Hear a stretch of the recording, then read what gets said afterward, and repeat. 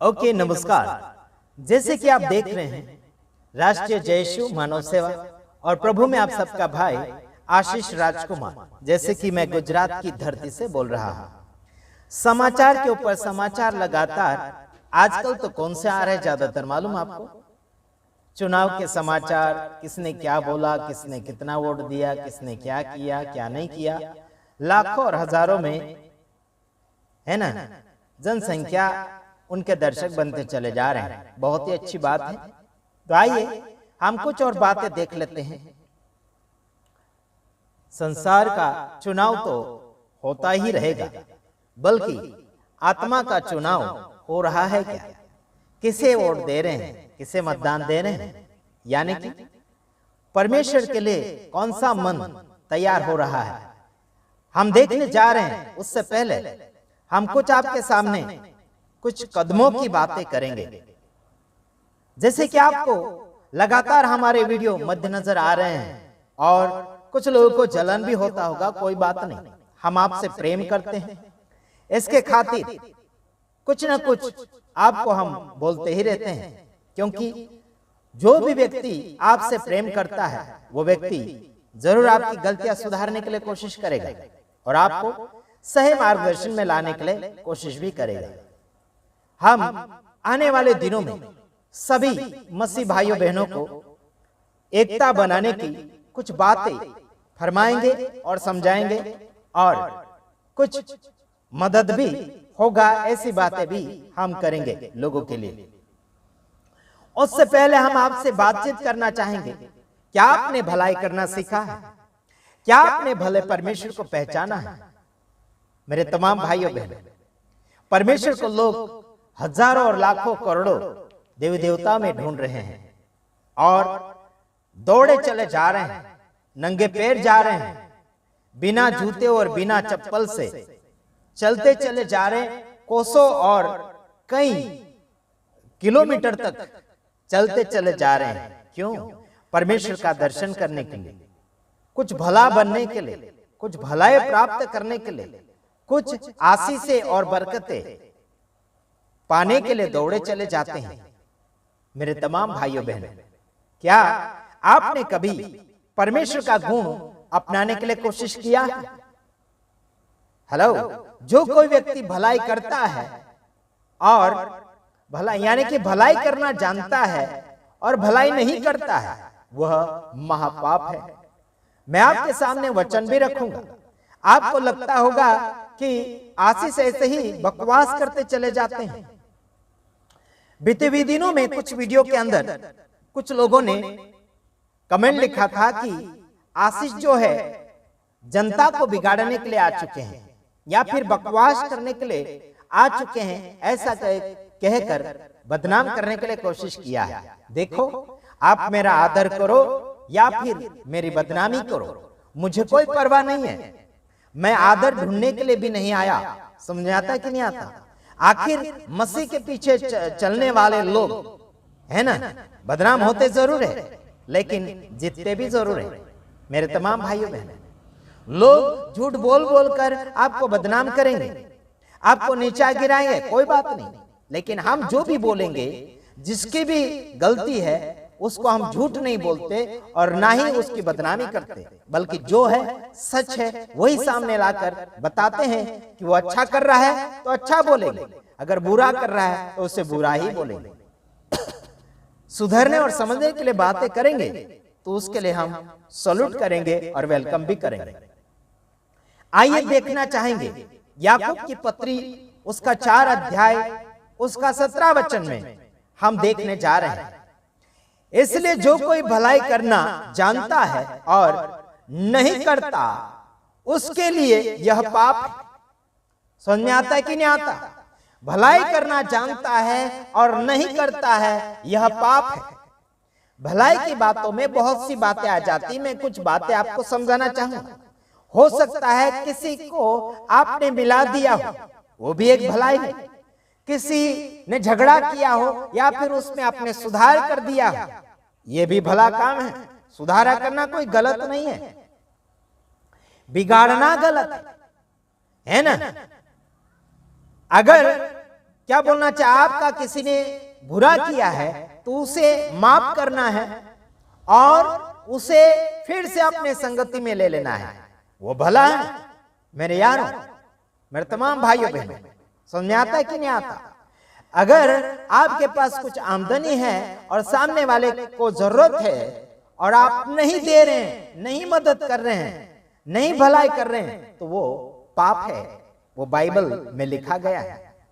मैं मेरे घर से या फिर मेरे इस जयशु राष्ट्रीय जयशु मानव सेवा से कोई बनावटें नहीं करता चला जा रहा हूं।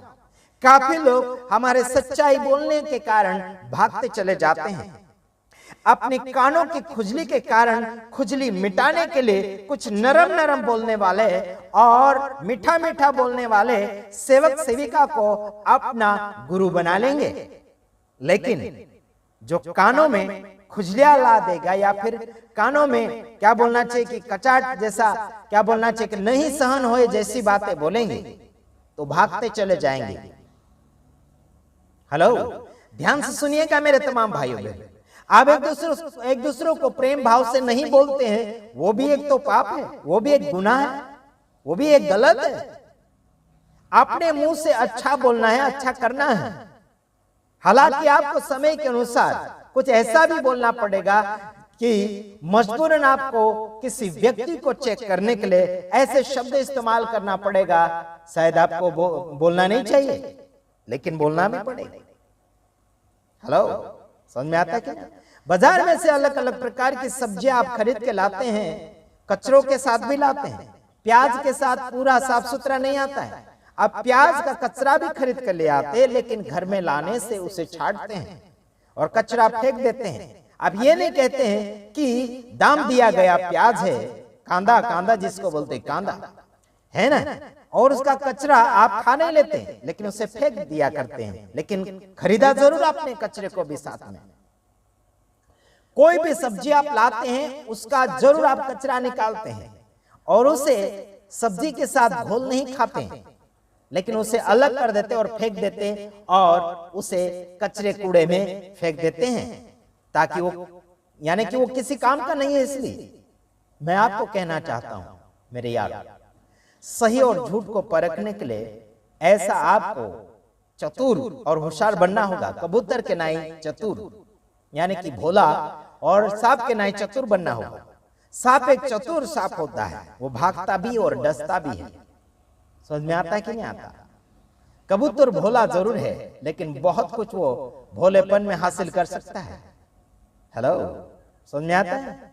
बहुत सी ऐसी चिड़िया मार खा जाती है, लेकिन कबूतर मार खाने जैसा काम नहीं करता है। समझ में आता है कि नहीं आता? हम सांप जैसे भी होते हैं और कबूतर जैसे भी होते हैं। कभी मार खाने के बाद में किसी और को आजमाने की भी बातें मद्देनजर लाते हैं।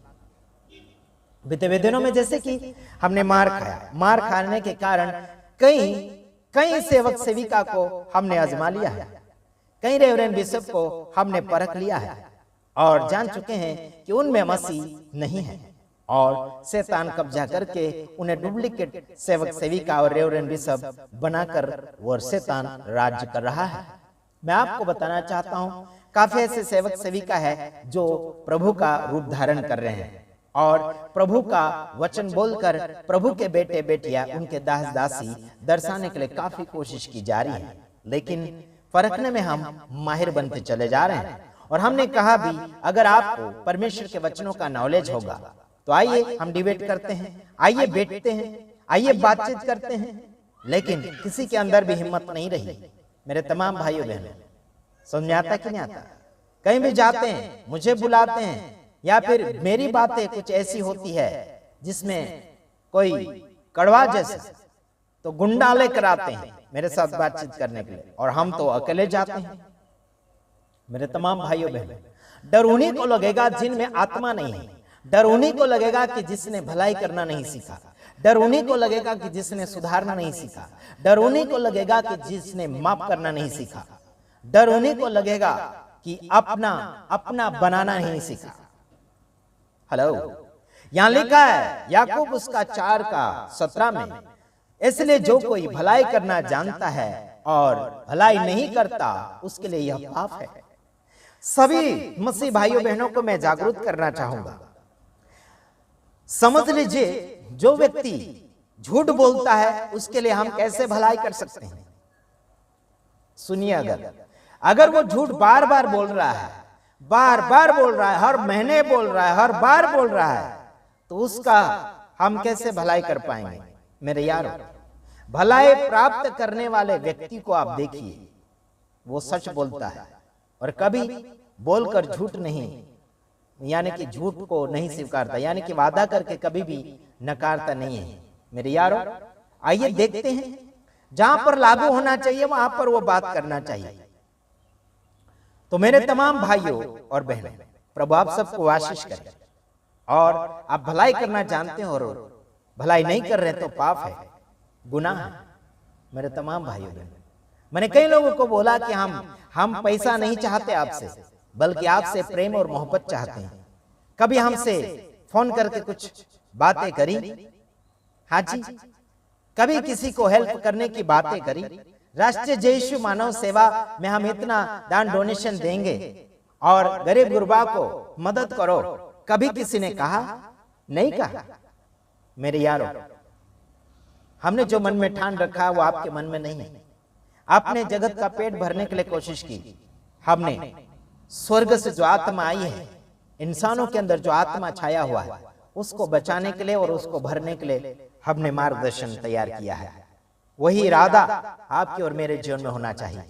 आइए देखते हैं गलतियों उसका 6:2 में क्या लिखा गया है। आइए देखिए, हाँ, तुम एक दूसरे का भार उठाओ और एक यानी कि इस प्रकार मसीह की व्यवस्था को पूरा करो, यानी कि पूरी करो।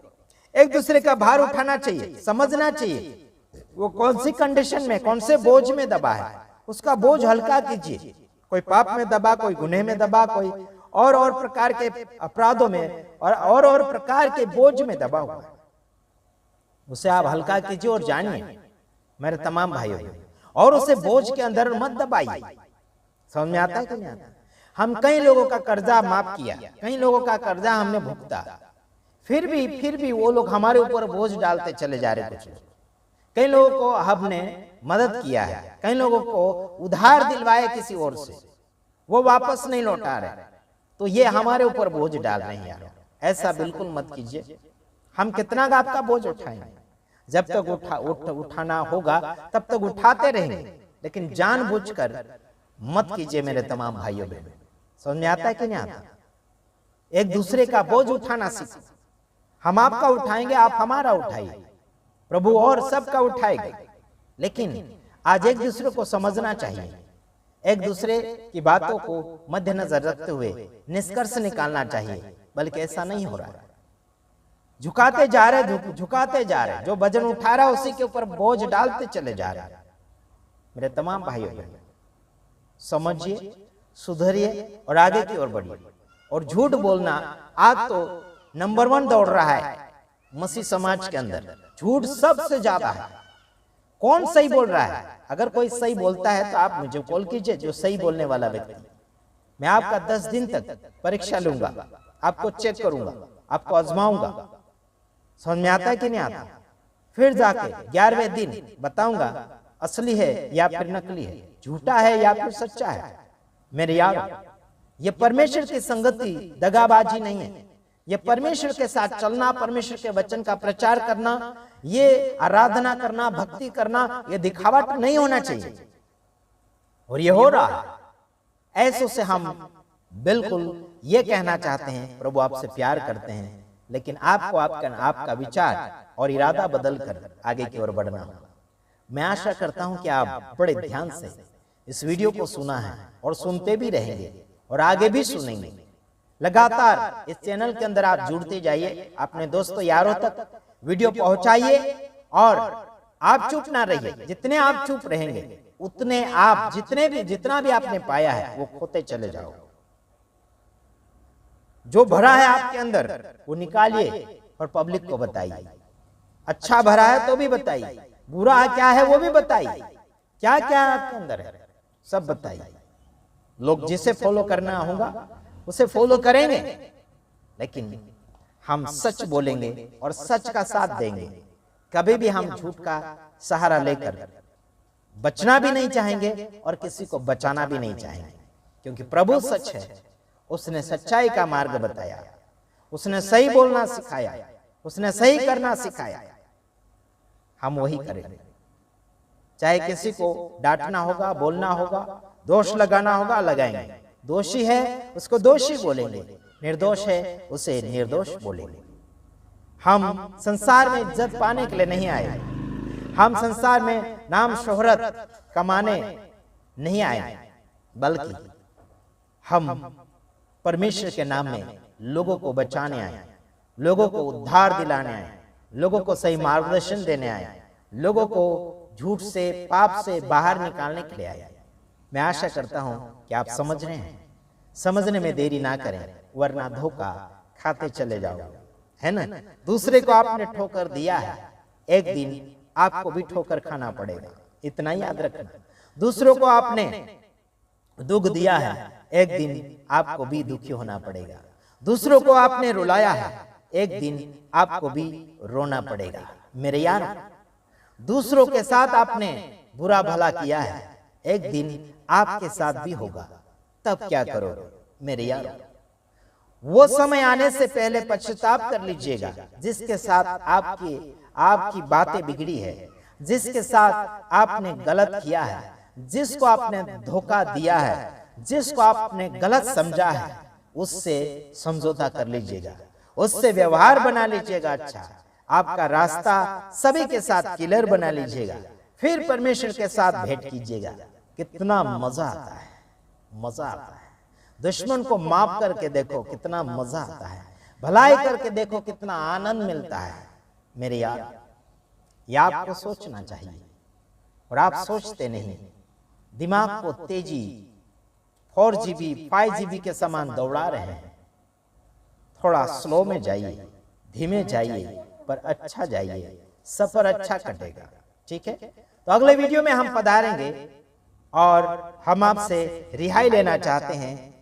God bless you. प्रभु आप सबको आशीष करें। आमीन।